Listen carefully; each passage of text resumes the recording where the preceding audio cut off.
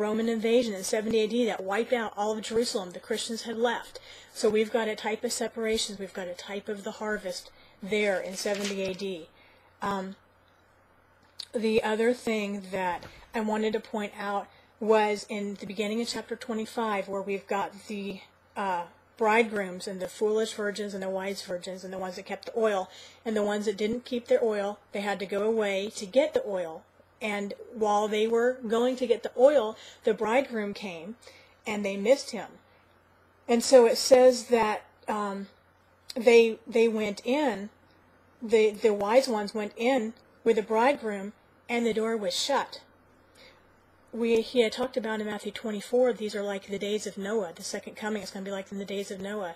When Noah entered the ark, what happened? The door was shut. The righteous were in the ark. The door was shut. Who shut the door? God shut the door. It says God shut the door. Here, it doesn't tell us who shut the door. It doesn't say that the virgins shut the door. So that leaves either the bridegroom, which is Christ, or God the Father.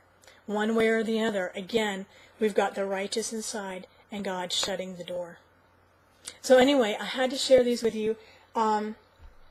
If you're interested in another video, I can talk to you about the degree of fulfillment in 70 AD is just absolutely amazing. So that generation really, really did, when it says these things are going to happen in that generation, they really did have a type of fulfillment in that generation. Those words were true.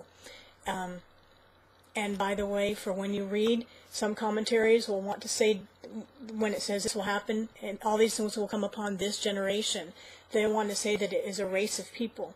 But every time that Greek word is used, every single other time that Greek word is used in the New Testament, it means generation. Like you and I think about generation, a period of people within about 40-year lifespan of each other.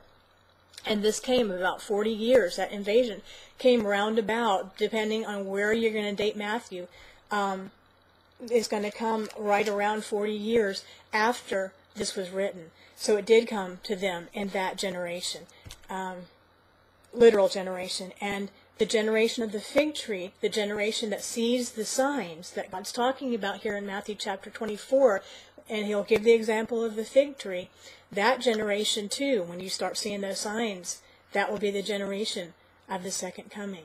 So, I had to share that with you. I was so excited. I hope I did a decent job explaining it. Anyway, so if you're interested, I'll talk to you more about 70 AD, but y'all have a blessed